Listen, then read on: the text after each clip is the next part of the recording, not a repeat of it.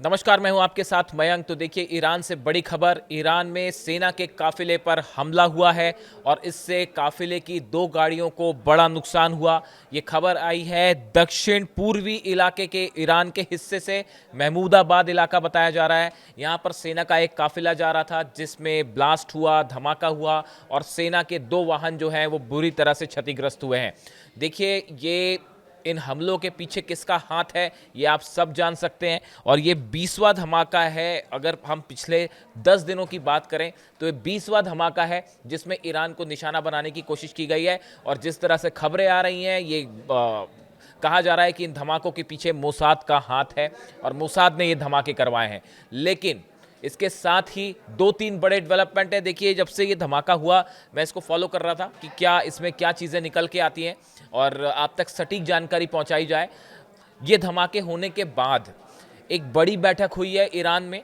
Iran की सेना के जितने बड़े अधिकारी थे वो इस बैठक में शामिल हुए। देखिए, अब से पहले जितने भी धमाके हुए हैं ईरान में, वो धमाके ऐसे हुए हैं जिसमें सीधे तौर पर सेना को निशाना नहीं बनाया गया। वो एक मॉल में धमाका होता है, बंदर अब्बास में एक बिल्डिंग में धमाका हुआ।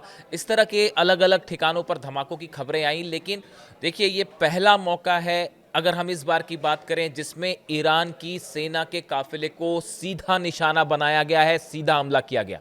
उसके बाद बताया जाता है कि एक बड़ी बैठक हुई है ईरान में। सोर्सेस से जो खबरें आ रही हैं, ईरान की सेना की अधिकारियों की एक बड़ी बैठक हुई जिसमें यह फैसला किया गया है कि अब ईरान जवाब देगा। जो अभी तक धमाके हो रहे थे, अब उसका ईरान की सेना ने जवाब देने का मन बना लिया है। और हो सकता है कि अगले चंद घंटों के अंदर या अगले कुछ दिनों के अंदर इसका बड़ा बदला लिया जाएगा। देखिए, लगातार ईरान से इस तरह की खबरें हैं कि ये जो धमाके हुए लगातार, इसके पीछे मोसाद का हाथ है। अगर आप जो एक्सपर्ट्स बताते हैं कि देखिए, जब आप सीधे तौर पर ईरान को जंग में नहीं हरा पाए, आप बातचीत में ईरान को नहीं झुका पाए, तो अब ऐसी स्थिति में ये एक कोवर्ट ऑपरेशन चल रहा है और आतंकी गतिविधियां करके जो है वो ईरान को डराने की कोशिश हो रही है। ईरान में धमाके करके ईरान को एक प्रकार से जो है उकसाया जा रहा है। लेकिन देखिए, ये जो धमाके की खबर आई, ये ऐसे समय पे आई जब नेतन्याहू और ट्रंप की मुलाकात होती है वॉशिंगटन में। उसके बाद उस मीटिंग में ये फैसला हुआ, जैसा कि डोनाल्ड ट्रंप ने कहा कि अभी फिलहाल ईरान से बातचीत की जाएगी और ईरान पर कोई हमला नहीं किया जाएगा। इस तरह के जो है इंडिकेशन सामने आए और फिलहाल जंग की बात से मना किया गया। इस तरह की खबरें आपको सब तरफ मिलेगी। लेकिन आप खुद सोचिए, एक तरफ अगर ये स्थिति है कि बातचीत करनी है, उस सिचुएशन में ये कैसे हो सकता है कि दूसरा एयरक्राफ्ट कैरियर भी जो है वो ईरान की तरफ रवाना कर दिया जाए? क्या बातचीत, अगर बातचीत करना है, उसका सबसे पहला स्टेप है कि आपको ईरान को विश्वास में लेना होगा। लेकिन एक तरफ बातचीत की बात होती है और दूसरी तरफ दूसरा एयरक्राफ्ट कैरियर जो है वो ईरान की तरफ भेज दिया जाता है। लगातार फाइटर जेट्स उतर रहे हैं आसपास के इलाकों में और जितने भी डिफेंस सिस्टम्स हैं वो लगा दिए गए हैं। आपकी सबमरीन्स जो है ईरान के करीब पहुंच चुकी हैं। यानी आप देखिए, कई एक्सपर्ट्स का ये मानना है कि अभी भी अमेरिका इस सिचुएशन में नहीं था या इजराइल इस सिचुएशन में नहीं है कि वो ईरान पर हमला करे। ईरान का पलटवार होगा तो कैसे जवाब दिया जाएगा, उससे निपटने की तैयारी ही नहीं थी। और ये माना गया कि सिर्फ अब्राहम लिंकन या कुछ डिस्ट्रॉयर्स के सहारे जंग नहीं की जा सकती, तो अब दूसरा एयरक्राफ्ट कैरियर भी भेज दिया गया है।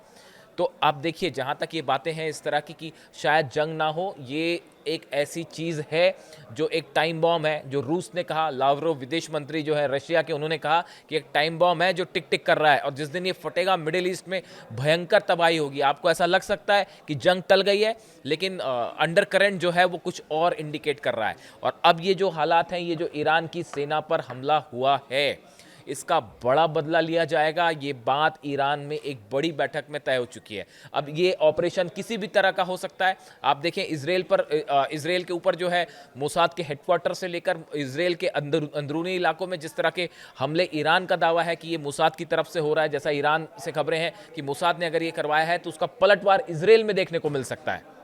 यानी अब इजराइल जो है वो टॉप निशाने पर होगा ईरान के। अब तक इस तरह की खबरें थी कि बातचीत हो रही है, ईरान को उकसाने की कोशिश है, लेकिन ईरान उसका जवाब नहीं देगा ताकि किसी तरह से बातचीत वाली बात डिरेल ना हो। इस लिहाज से ईरान की तरफ से हमले नहीं हुए। लेकिन आप देखें, 3 घंटे तक बैठक चली डोनाल्ड ट्रंप की और बेंजामिन नेतन्याहू की। तो 3 घंटे की बातचीत के दौरान ये बताया जाता है कि अगला अगला कदम क्या है ईरान को लेकर, इसका एक बड़ा प्लान तैयार हो गया है।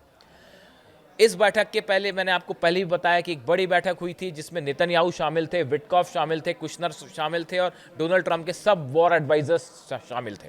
बताया जाता है कि ट्रंप से मुलाकात के पहले ही ये बड़ा प्लान तैयार हो चुका है कि ईरान को लेकर आगे क्या करना है। ईरान ने साफ कर दिया है मिसाइल प्रोग्राम पर कोई बातचीत नहीं होगी, न्यूक्लियर प्रोग्राम जो है वो पूरी तरह से नहीं रोका जाएगा, एनरिचमेंट हमारा अधिकार है, हम उसको कंटिन्यू करेंगे। इस सूरत हाल में जब मिसाइल जो सबसे बड़ा खतरा है वो मिसाइल को लेकर है, अमेरिका और इजराइल को, और मिसाइल प्रोग्राम पर ईरान बात करने के लिए तैयार नहीं है। यानी इन हालात में किसी भी तरह से किसी समझौते की कोई संभावना नहीं है, चाहे नेक्स्ट डील में बातचीत हो या अगले कितने ही दौर होते रहे। पिछली बार भी 5 दौर हुए थे, नतीजा क्या था? 12 दिन की जंग। अब ये जो सेना के काफिले पर हमला बताया जा रहा है, ये ऐसा मौका है जो एक बार फिर टर्निंग पॉइंट साबित हो सकता है इस पूरे एपिसोड का, जो इस बार अमेरिका और ईरान के बीच में है। सेना पर सीधा हमले का मतलब है ईरान को आपने सीधा चैलेंज किया है, और ईरान इस पूरे, अगर आप पिछले 2-2.5 महीने का इतिहास देख लें, हर मौके पर ईरान 20 साबित हुआ है अमेरिका और इजराइल के ऊपर, और हर बार एक कदम आगे बढ़ के जवाब दिया है। और ये बता, जैसे कि अब तो खबरें भी हैं इस तरह की कि ईरान की तरफ से कोई बड़ा ऑपरेशन हो सकता है। ईरान की तरफ से ये भी खबरें थी कि हम प्रीएम्प्टिव स्ट्राइक्स कर सकते हैं, ईरान पहले अपने मिसाइलों से हमला कर सकता है। इसको लेके इतनी ज़बरदस्त सनसनी थी इजराइल में कि तमाम जो है डिफेंस सिस्टम्स लगा दिए गए कि कहीं हमला ना हो जाए, कहीं हमला ना हो जाए। पूरे अमेरिका ने अपने बेसिस पर, जितने बेस हैं 20 बेस पर मिसाइल डिफेंस सिस्टम्स लगा रखे हैं, थार्ड लगा रखी है बैटरीज और पेट्रियट लगा रखी कि कहीं हमला होगा तो कैसे जवाब दिया जाएगा। अमेरिका के जो विदेश मंत्री हैं मार्को रूबियो, वो भी ये कह चुके हैं कि इस बार कहीं ईरान पहले हमला ना कर दे। यानी ईरान का जो एग्रेसिव स्टेप रही इस बार इस पूरे विवाद के दौरान, वो ये बताती हैं कि इस बार इस सेना के काफिले पर हमले का ईरान ज़रूर जवाब देगा। और अगले 24 से 48 घंटे बेहद अहम है, नज़रें बनाए रखिए इजराइल में क्या होता है। देखिए, कोई किसी ने क्लेम नहीं किया, ना इजराइल की तरफ से कुछ कहा गया, ना ईरान की तरफ से कुछ कहा गया, बट सेना, ये जिस तरह से हमला हुआ, ये बड़ा धमाका था और काफ़ी दूर तक इसकी आवाज़ भी सुनाई दी गई, स्मोक दिखाई दिया। इसकी वीडियो जो है सोशल मीडिया पे वायरल भी है, और ये बड़ा धमाका था और सीधा सेना को निशाना बनाया गया। उसके बाद ईरानी सेना, IRGC बेहद गुस्से में बताई जा रही है, खासकर कमांडर्स गुस्से में हैं। और जिस तरह के बयान ईरान की सेना के कमांडर्स की तरफ से आए, उसको देखते हुए ऐसा लगता है कि एक बार फिर मिडिल ईस्ट में हालात बिगड़ सकते हैं, और ऐसी कोई भी घटना एक बड़े जंग के लिए एक चिंगारी का काम कर सकती है। अब इस पूरे सिचुएशन में क्या अपडेट होता है, ईरान की तरफ से क्या प्रतिक्रिया आती है, ईरान की तरफ से क्या कदम उठाए जाएंगे। आजकल प्रतिक्रियाएं कम आ रही हैं, कदम पहले उठा दिए जाते हैं, तो आपको कई घटनाओं को सिर्फ इशारों में ही समझना पड़ेगा और हालात पर नज़र बनाए रखनी होगी कि इजराइल में कहीं कुछ बड़ा तो नहीं होता। इससे जुड़ा जो भी अपडेट होगा मैं आप तक पहुंचाऊंगा। Thank you so much.